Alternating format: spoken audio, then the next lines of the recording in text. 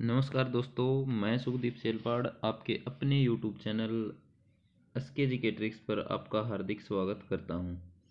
जैसा कि आप सभी को पता है कि दोस्तों अभी एग्ज़ाम चल रहे हैं और जल्द ही हरियाणा पुलिस कांस्टेबल का एग्ज़ाम होने वाला है। तो उसके लिए एक मैंने करंट जीके की वीडियो डाल दी है और आज एक और डालता हूँ, ठीक है। और आज का जो बहुत ही इम्पोर्टेंट टॉपिक है वो है ओलंपिक से रिलेटेड, ठीक है। किससे रिलेटेड? ओलंपिक से रिलेटेड। इससे काफ़ी क्वेश्चन बन सकते हैं, तो इसलिए चलिए शुरुआत करते हैं। और किसी ने हमारा चैनल सब्सक्राइब नहीं किया है तो सब्सक्राइब कर लीजिए, एसके जी के ट्रिक्स बाई जी के बाई सुखदीप सर। उसके बाद देखिए, सबसे पहले हम शुरुआत करते हैं कि जो ओलंपिक है टोक्यो ओलंपिक 2020, देखिए होया 2021 में है ये, ठीक है। कोरोना के कारण 2021 में हुआ है, लेकिन टोक्यो ओलंपिक 2020, ठीक है। अगर 24 का जिक्र आ जाए कि 2024 का ओलंपिक कहाँ होगा, तो 2024 का जो ओलंपिक होगा दोस्तों वो होगा पेरिस, ठीक है। पेरिस कहाँ पर है? फ्रांस में है, फ्रांस की राजधानी है दोस्तों। चलिए शुरुआत करते हैं। ओलंपिक 2020 का जो शुभंकर है वो क्या है? वो है मिराई तोवा। क्या है दोस्तों? मिराई तोवा। उसके बाद अगला जो पॉइंट बन सकता है वो क्या बनेगा? ओलंपिक 2020 का ये कौन सा संस्करण था? तो 32वां संस्करण था। कौन सा ओलंपिक था? 32वां। 33वां कहाँ पर होगा दोस्तों? तो 33वां जो ओलंपिक होगा ये होगा पेरिस, फ्रांस में। उसके बाद आ जाए कि ओलंपिक 2020 का थीम, तो थीम क्या था? आगे बढ़ो। क्या था दोस्तों? आगे बढ़ो। उसके बाद आ जाए कि ओलंपिक 2020 का मोटो क्या था? तो यूनाइटेड बाय इमोशन। क्या था? United bye emotion. उसके बाद अगला जो क्वेश्चन बनेगा वो है ओलंपिक 2020 में भारतीय दल के उद्घाटन समारोह में ध्वजवाहक कौन थे? ये वेरी वेरी इंपॉर्टेंट क्वेश्चन है दोस्तों। तो ध्वजवाहक कौन थे दोस्तों? वो थे मैरी कॉम, एमसी मैरी कॉम और मनप्रीत सिंह दोस्तों। उसके बाद अगला पॉइंट दोस्तों बनेगा वो बनेगा कि ओलंपिक 2020 में भारतीय दल के समापन समारोह में ध्वजवाहक कौन थे? तो वो कौन थे दोस्तों? बजरंग पूनिया, कुश्ती के खिलाड़ी हैं दोस्तों, याद रख लेना, बजरंग पूनिया। उसके बाद क्वेश्चन आ जाएगा कि भारत के कुल 126 खिलाड़ियों ने भाग लिया। क्वेश्चन आ सकता है कि भारत के कितने खिलाड़ियों ने भाग लिया? तो देखिए सीधी सी बात है, कितने खिलाड़ियों ने भाग लिया? 126 खिलाड़ियों ने भाग लिया। और मेडल कितने आए? भारत के 7 मेडल आए दोस्तों, याद रख लेना, ठीक है। एक जिसमें क्या था? स्वर्ण पदक था। उसके बाद देखिए भारत कुल 7 मेडल जीतकर अंक तालिका में 48वें स्थान पर रहा। बहुत ही इंपॉर्टेंट क्वेश्चन है। क्वेश्चन सीधा सा पूछेगा कि कितने मेडल जीते, तो कितने जीते? 7। अगले सेट में वो ये पूछ सकता है कि अंक तालिका में कौन से स्थान पर रहा? तो भारत कौन से स्थान पर रहा? 48वें स्थान पर रहा। देखिए 7 पदकों में से क्या था? एक तो क्या था? गोल्ड मेडल, जो कि नीरज चोपड़ा ने जीता, ठीक है, भाला फेंक में। उसके बाद क्या है? 2 सिल्वर मेडल और 4 कांस्य, ठीक है। 4 कांस्य पदक शामिल थे। देखिए हम किस तरह से याद कर सकते हैं, जैसे कि एक तो गोल्ड, तो कैसे याद करेंगे? 1 2 4, 1 दूनी 2, 2 दूनी 4, ठीक है। इस तरह से याद हो जाएगा, गोल्ड, सिल्वर और कांस्य, ठीक है। यह अब तक का जो ओलंपिक में प्रदर्शन था भारत का सबसे सर्वश्रेष्ठ प्रदर्शन था। 2024 के ओलंपिक मैंने बता दिए कहाँ पर होंगे? पेरिस में होंगे दोस्तों।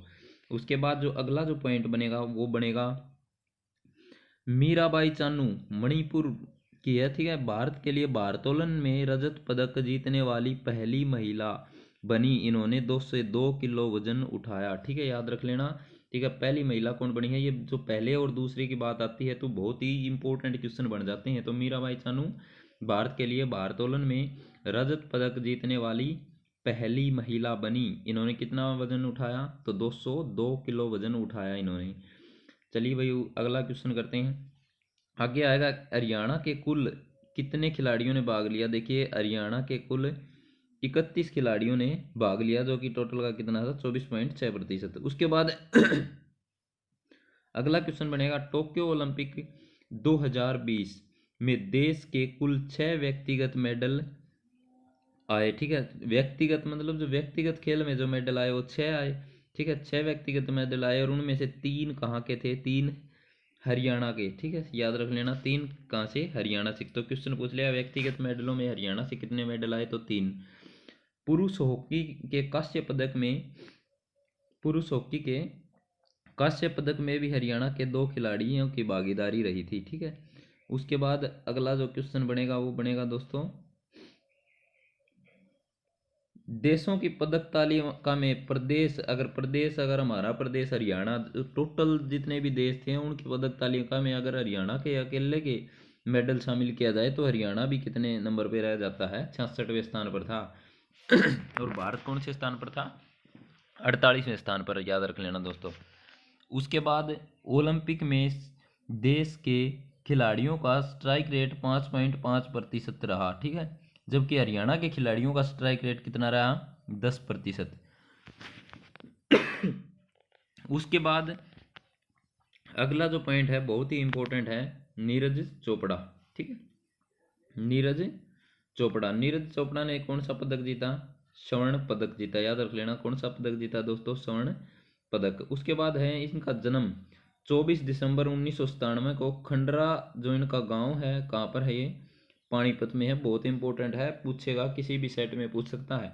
उसके बाद है कि पिता का नाम नीरज चोपड़ा के पिता का क्या नाम है? तो उनके पिता का नाम है श्री सतीश कुमार। और नीरज चोपड़ा की माता जी का क्या नाम है? वो है श्रीमती सरोज देवी। कोच का क्या नाम है? ब्लाउज बार्टोनीटज, ठीक है, याद रख लेना। उसके बाद है कि खेल कौन सा है भाई इसका? तो जेवेलिन थ्रो या भाला फेंक, याद रख लेना। उसके बाद क्वेश्चन आएगा कि इन्होंने टोक्यो ओलंपिक 2020, ठीक है, इन्होंने टोक्यो ओलंपिक 2020 में 87.58 मीटर का थ्रो फेंक कर स्वर्ण पदक जीता, ठीक है। एकमात्र स्वर्ण पदक किसने जीता भारत की तरफ से? तो वो नीरज चोपड़ा ने जीता, ठीक है। यह स्वर्ण पदक जीतने वाले भारत के पहले एथलीट बने, जबकि अभिनव बिंद्रा के बाद भारत के दूसरे व्यक्तिगत, ठीक है, दूसरे व्यक्तिगत ओलंपिक स्वर्ण पदक विजेता बन गए हैं, याद रख लेना। एथलेटिक्स फेडरेशन ऑफ इंडिया ने इन्हीं के सम्मान में प्रत्येक वर्ष क्या किया गया है? 7 अगस्त को जेवलियन थ्रो डे बनाने का फैसला किया गया है। तो क्वेश्चन नया बनेगा ये भी बिल्कुल, क्योंकि आएगा कि भाला फेंक दिवस कब बनाया गया? तो ये 7 अगस्त को बनाया जाएगा, क्योंकि 7 अगस्त को ही क्या किया था? इन्होंने स्वर्ण पदक दिलाया था भारत को। उसके बाद अगला जो पॉइंट बनेगा दोस्तों वो भी बहुत ही इंपॉर्टेंट है, रवि दहिया, ठीक है। किसका? रवि दहिया ने कौन सा पदक जीता? सिल्वर पदक, ठीक है, सिल्वर मेडल इन्होंने जीता। इनका जन्म देखिए, जन्म हुआ भाई 12 दिसंबर 1997, 12 दिसंबर 1997 रवि दहिया का जन्म। और ये कौन से गांव से है? नाहरी। कौन से जिले में है? सोनीपत, जिसको स्वर्ण सिटी के नाम से जाना जाता है, ठीक है। उसके बाद इनके पिता का क्या नाम है? इनके पिता का श्री राकेश कुमार। माता का नाम क्या है? श्रीमती रीमा देवी, ठीक है। उसके बाद अभी इनके कोच का क्या नाम है? तो क्या है? श्री सतपाल। उसके बाद अगला जो पॉइंट बनेगा दोस्तों वो बनेगा कि भाई इनका जो खेल है, खेल किस खेल से संबंधित है? तो ये किस खेल से संबंधित हैं? कुश्ती से। इन्होंने टोक्यो ओलंपिक 2020 में 57 किलो फ्री स्टाइल में रजत पदक जीता। ये क्वेश्चन आएगा क्योंकि आ भी लिया है काफ़ी बार, ठीक है, 57 किलो बार में। ये बहुत ही इंपॉर्टेंट क्वेश्चन बनेंगे। उसके बाद अगला जो पॉइंट बनेगा दोस्तों वो है हमारे क्या है? बजरंग पूनिया। बजरंग पूनिया का खेल किस खेल से संबंधित है? तो कुश्ती से संबंधित है। इन्होंने कौन सा पदक जीता? कांस्य पदक। इनका जन्म कब हुआ? 26 फरवरी 1994, खुंडन नाम का गांव है, और ये कहाँ पर है? झज्जर में है भाई, ठीक है, याद रख लेना। शहीदों का शहर किसे कहा जाता है?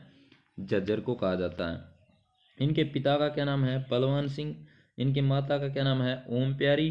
और कोच का क्या नाम है? Georgian Seiko. इसके खेल कौन सा है? ये है कुश्ती का खेल। उसके बाद अगला जो पॉइंट बनेगा दोस्तों, इन्होंने टोक्यो ओलंपिक 2020 में 65 केजी बार में, याद रख लेना, बहुत ही इंपॉर्टेंट क्वेश्चन है, 65 किलो बार फ्री स्टाइल में कांस्य पदक जीता। 2018 एशियाई खेलों में 65 किलो में इन्होंने क्या जीता था? गोल्ड मेडल जीता था। 2018 गोल्ड कोस्ट कॉमनवेल्थ में इन्होंने 65 किलो में क्या जीता था? गोल्ड मेडल जीता था। 2015 में अंतर्राष्ट्रीय अवार्ड मिला। 2019 में पद्मश्री अवार्ड व राजीव गांधी खेल रत्न अवार्ड से सम्मानित किया गया। लेकिन अब जो राजीव गांधी खेल रत्न है इसका नाम क्या कर दिया गया है? मेजर ध्यानचंद अवार्ड, ठीक है, मेजर ध्यानचंद, जो कि हॉकी के जादूगर के नाम से भी मशहूर थे, ठीक है, बेहतरीन खिलाड़ी हॉकी के, उनके नाम पर इनका इस खेल रत्न का नाम कर दिया गया है। उसके बाद हरियाणा सरकार द्वारा हरियाणा निवासी खिलाड़ियों को पदक जीतने पर दी जाने वाली राशि, देखिए अगर गोल्ड मेडल विजेता खिलाड़ी है उसको कितने मिलेंगे, 6 करोड़ रुपए मिलेंगे। रजत, ठीक है, ये रजम लिखा गया गलती से, तो ये क्या है, रजत।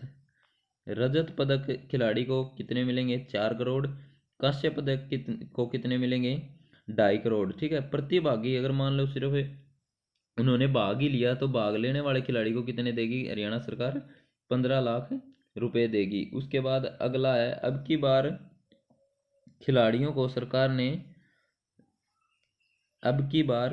को सरकार की तरफ से ओलंपिक खिलाड़ियों को 5 लाख रुपए विशेष सहायता राशि मिली है, ठीक है। विशेष सहायता राशि कितनी मिली है, 5 लाख रुपए। देखिए अगर सोना जीता है, मतलब स्वर्ण पदक जीता है तो कितने मिलेगा दोस्तों, स्वर्ण पदक गोल्ड मेडल जीता है तो 6 करोड़ रुपए मिलेंगे।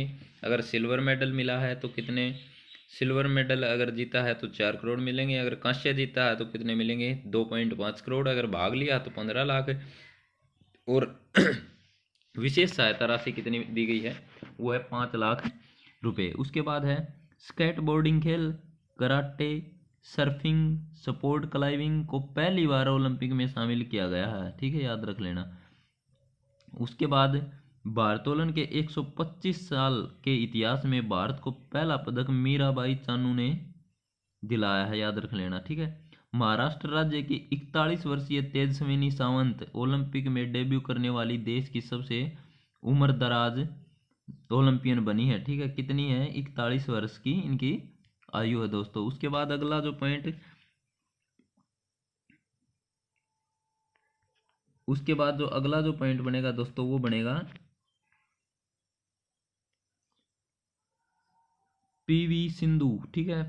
इसका अगर पूरा नाम पूछ ले कि पीवी सिंधु का पूरा नाम क्या है, तो पीवी सिंधु का पूरा नाम पुसारला वेंकटरमन सिंधु, ठीक है।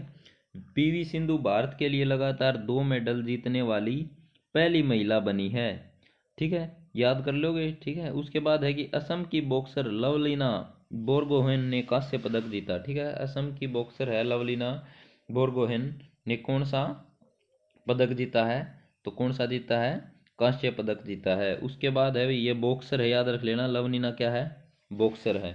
उसके बाद उत्तर प्रदेश की वंदना हॉकी, ठीक है, वंदना ने क्या किया, हॉकी से संबंधित है। वंदना किस खेल से संबंधित है, हॉकी से। उत्तर प्रदेश की वंदना ने भारत के लिए ओलंपिक में हैट्रिक लगाने वाली पहली महिला खिलाड़ी बन गई है, ठीक है। भारत के लिए ओलंपिक में हैट्रिक लगाने वाली पहली महिला कौन बनी है, तो वो बनी है वंदना। उसके बाद अगला जो पॉइंट, ये दोस्तों ओलंपिक से रिलेटेड हमारे क्वेश्चन थे। देखिए दोस्तों आगे एक पहला ओलंपिक की वीडियो आएगी और एक जो सितंबर महीने का जो करंट अफेयर है उसकी वीडियो आएगी, और इन 3-4 वीडियो से 5 से 6 क्वेश्चन पक्के बनेंगे, ठीक है, 5 से 6 क्वेश्चन जरूर बनेंगे। तो हरियाणा जो पुलिस कांस्टेबल का एग्जाम है उससे पहले आप इसको एक बार 2 बार या ज़रूर भी देख के जाइए। तो अगर हमारी वीडियो पसंद आए तो आप हमारे यूट्यूब चैनल को सब्सक्राइब कर लीजिए दोस्तों, ठीक है। SK GK tricks GK Sukhdeep sir. अगर आपको किसी भी सब्जेक्ट से रिलेटेड, ठीक है, किसी भी सब्जेक्ट से रिलेटेड अगर PDF चाहिए है, ठीक है, PDF चाहिए है तो आप क्या करिए, SK GK tricks bye Sukhdeep sir, ठीक है, सुखदीप सर, ये आप सर्च कीजिए, टेलीग्राम पे मिलेगी। अगर मान लीजिए कि आप टेलीग्राम नहीं चलाते तो आप क्या करिए, ये व्हाट्सअप है, ठीक है, इन व्हाट्सअप के ऊपर आप मैसेज छोड़ दीजिए, ठीक है, और उसके आपको PDF मिलेगी, ठीक है। और हमारे जो चैनल है SK GK ट्रिक्स, इसको आप सब्सक्राइब कर लीजिए, बेल आइकन दबा लीजिए और ज़्यादा से ज़्यादा वीडियो को शेयर कीजिए दोस्तों, जिससे कि आने वाली वीडियो का हर किसी को फ़ायदा मिले, ठीक है। धन्यवाद दोस्तों।